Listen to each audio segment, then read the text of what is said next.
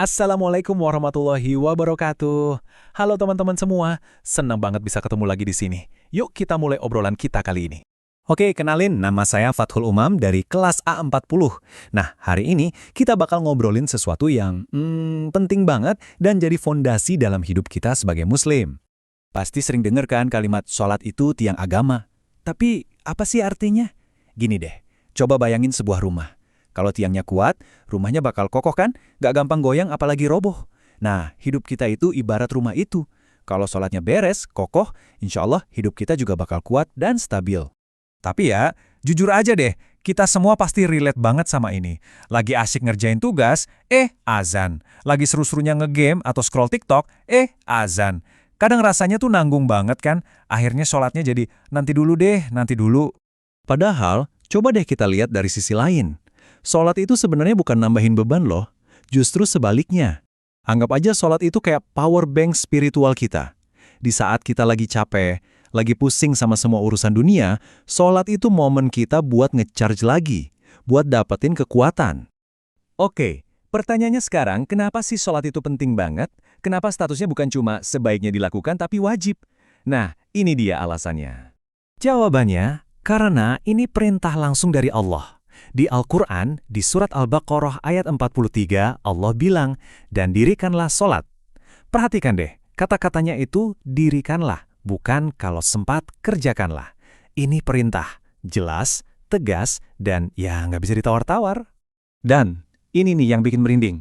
Sholat itu amalan nomor 1. Maksudnya, nanti di hari kiamat yang pertama kali dihisap, yang pertama kali diperiksa itu sholat kita. Ibaratnya rapor, sholat itu mata pelajaran utamanya. Kalau nilai sholat kita bagus, yang lain-lainnya insya Allah ngikut. Tapi kalau sholatnya hancur, waduh, yang lain bisa ikut ketarik jelek juga. Serius, segenting itu. Nah, selain sebagai kewajiban, sholat itu jauh lebih dalam dari sekedar gerakan berdiri, ruku, sujud. Ini soal koneksi. Koneksi langsung kita sama Yang Maha Kuasa. Sholat itu ibaratnya waktu private kamu sama Allah.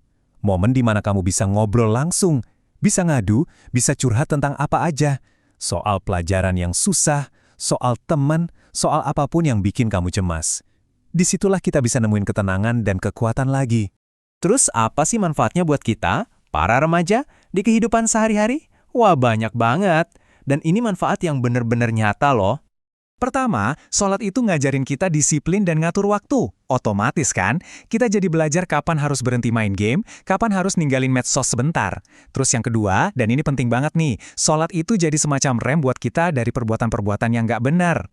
Coba kita bandingin ya, kalau kita jaga sholat, hidup kita itu kayak punya rem.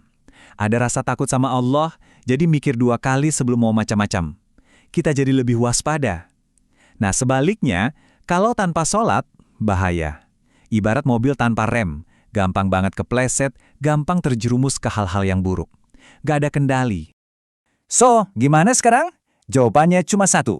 Mulai sekarang juga. Jangan nunggu nanti, jangan nunggu besok. Buat memperkuat tiang agama kita. Kenapa sekarang? Karena mumpung kita masih muda, energinya masih banyak.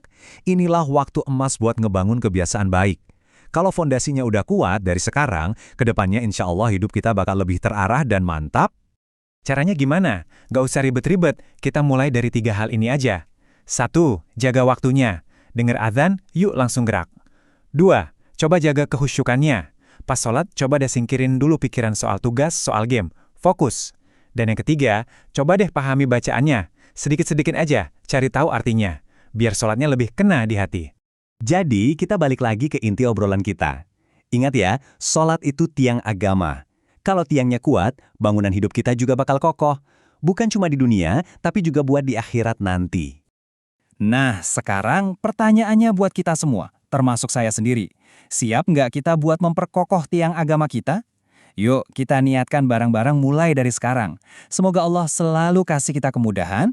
Terima kasih banyak. Wassalamualaikum warahmatullahi wabarakatuh.